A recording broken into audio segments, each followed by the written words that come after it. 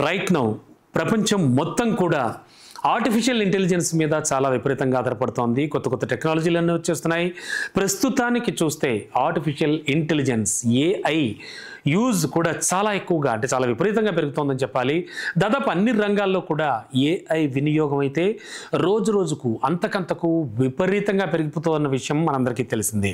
మరి మూవీస్లో కూడా దీని వినియోగం అయితే బాగా పెరిగింది. మరి ఏఐని యూజ్ చేసి దివంగత గాయకుల వాయిస్తో పాటలను కూడా క్రియేట్ చేసేస్తున్నారు మన మ్యూజిక్ డైరెక్టర్స్. ఇలా విపరీతంగా పెరుగుతున్నటువంటి ఏఐ వినియోగం విషయంపై ఆస్కార్ అవార్డు విన్నర్ ప్రముఖ సంగీత దర్శకుడు ఏఆర్ రెహమాన్ తాజాగా ఓ ఇంటర్వ్యూలో మాట్లాడారు. ఆందోళన కూడా వ్యక్తం చేశారు. ఆయన ఏమన్నారో తెలుసా?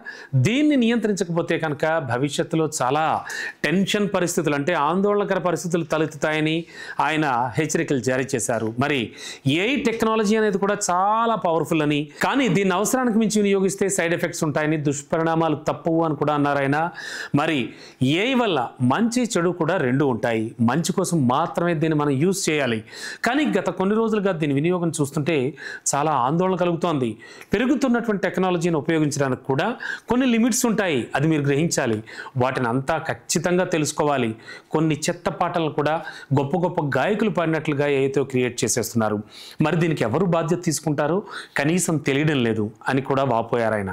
ఇక లాస్ట్ ఇయర్ చూస్తే కనుక సూపర్ స్టార్ రజనీకాంత్ ప్రధాన పాత్రలో తెరకెక్కిన లాల్ సలాం మూవీలో దివంగత గాయకులైనటువంటి బంబా బకియా అలాగే షాహుల్ హమీద్ల వాయిస్లను ఏఐతో రెహమాన్ పునఃసృష్టించిన విషయం మనకు తెలిసిందే. మరి సాక్షాత్తు తనే యూజ్ చేసిన ఒక పద్ధతిగా యూజ్ చేయాలి, లిమిట్గా యూజ్ చేయాలని మాత్రం ఆయన చెప్తూ ఉన్నారు. ఏది ఏమైనా ఒక పాపులర్ మ్యూజిషియన్ మాత్రం ఏఐపై చేసినటువంటి సందేహాలు లేవనెత్తిన డౌట్స్ మాత్రం ప్రస్తుతానికి ఇప్పుడు వైరల్ అవుతూ ఉన్నాయి.